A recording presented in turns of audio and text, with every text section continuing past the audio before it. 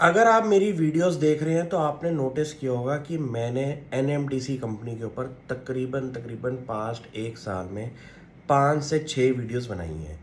इसका रीज़न क्या है कि हर कुछ टाइम के इंटरवल में मैं जब कंपनी को पढ़ता हूँ उसमें मुझे कुछ वैल्यू एडिशन वाले नोट्स मिलते हैं, तो उनको मैं अपने नोट्स में बना के अपनी प्रिडिक्शन बनाता हूँ कि ये कंपनी का जो स्टेबल इन्वायरमेंट चल रहा है बिजनेस करने का, इसमें आगे ग्रोथ के क्या एट्रीब्यूट्स दिखाई दे रहे हैं।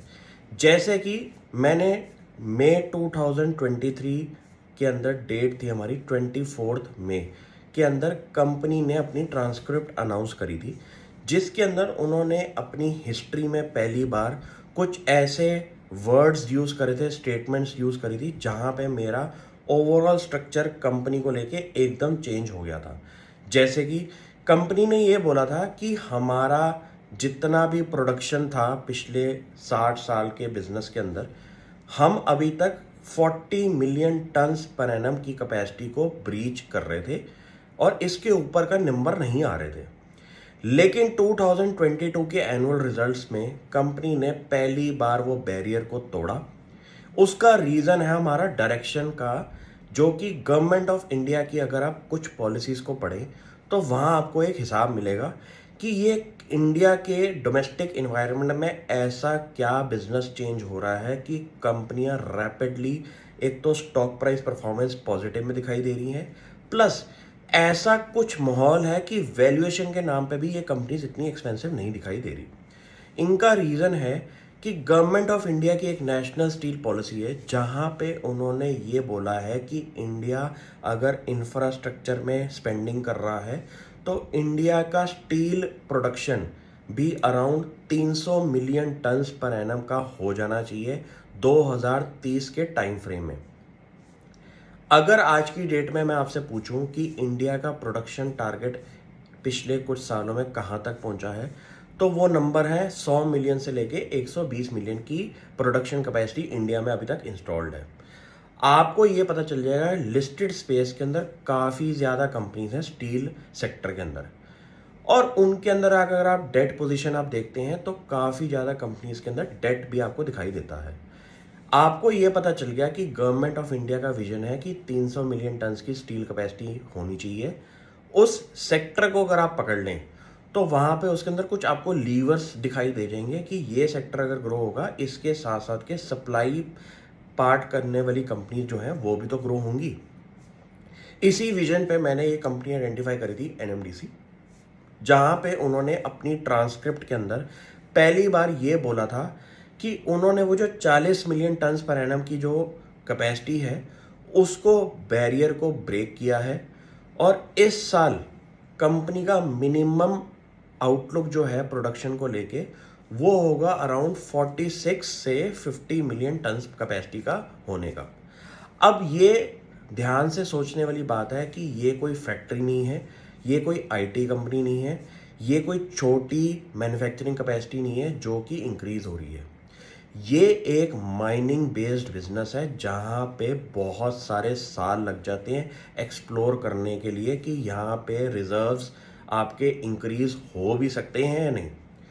तो ऐसा समझना बहुत इंपॉर्टेंट है कि 40 से कोई कंपनी अगर 46 पे भी आ रही है, 10-15% की ग्रोथ दिखा रही है प्रोडक्शन की, एक माइनिंग कंपनी के लिए बहुत बड़ा ग्रीन सिग्नल होता है इन्वेस्टर कम्युनिटी के लिए। कंपनी अब अपना वॉलेट खोल रही है, केपेक्स कर रही है बहुत बड़ा, जिसके अंदर कंपनी की मैनेजमेंट ने बोला है कि उनका 1 साल का केपेक्स प्लान जो होगा अगले कुछ सालों तक 3,000 करोड़ रुपए का होगा। आज से 5 से 7 सालों का मिनिमम पर ईयर का केपेक्स प्लान। इतना समझ जाएंगे कि इंडिया में आपको लिस्टेड स्पेस के अंदर 3,000 करोड़ के प्रॉफिट वाली भी कंपनीज नहीं दिखाई देंगी, और ये कंपनी अपना केपेक्स अनाउंस कर रही है 3,000 करोड़ का। इंडिया का इन्वायरमेंट इस हिसाब से तेज हो रहा है कि जो लोग ये सोचते थे कि गवर्नमेंट कंपनीज ऑपरेशनली वीक होती हैं, उनमें गवर्नेंस का इशू होता है, उनमें ग्रोथ नहीं दिखाई देती, वो सारी चीज़ें पिछले 2 सालों में चेंज हो चुकी हैं। अपने माइंडसेट को चेंज करिए। ये एक नया इंडिया है जहाँ पे हिसाब किताब जो है, हिस्ट्री के डेटा पॉइंट्स को हटा दीजिए। कि गवर्नमेंट कंपनीज ऑपरेशनली वीक होती हैं। इस कंपनी ने इस पिछले 3-4 महीने के अंदर ऐसी ऐसी अनाउंसमेंट्स करी हैं जो कि आज से 10 साल पहले सोच भी नहीं सकते थे इन कंपनीज के अंदर। नंबर 1, कंपनी ने जब ट्रांसक्रिप्ट के अंदर ये बोला कि वो 100 मिलियन टन्स कैपेसिटी अचीव करने की बात कर रहे हैं 2030 तक, 2024 का टारगेट उनका 46 मिलियन टन्स का था। तो ऐसी कंपनी जो कि माइनिंग सेक्टर में हो, उनको हर महीने अपना एक मंथली अपडेट देना होता है। मैं मैनेजमेंट के स्टेटमेंट्स पे कभी विश्वास नहीं करता, मुझे नंबर्स ही समझ में आते हैं आफ्टर ओवरऑल आपका पैसा जो है कंपनी के एक्चुअल रिजल्ट्स में ही बनता है। मैनेजमेंट बहुत बड़ी बड़ी बातें करे, उसका सीधा आंसर आपकी अगर नंबर्स में दिखाई दे रहा है तो वो नंबर्स मैच कर रहे हैं कंपनी की विजन के साथ।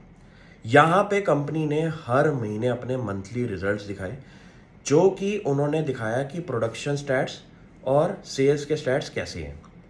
हर क्वार्टर, हर महीने के वो नंबर्स को मैंने जब देखा तो वहाँ पे अराउंड 10 से 15% का पिछले साल का इम्प्रूवमेंट था हर महीने के अंदर। इतना समझ में आ गया कि जो मैनेजमेंट बड़ी बात कर रही है उसका एक्चुअल रिजल्ट कंपनी के हर मंथली बिजनेस अपडेट में भी है।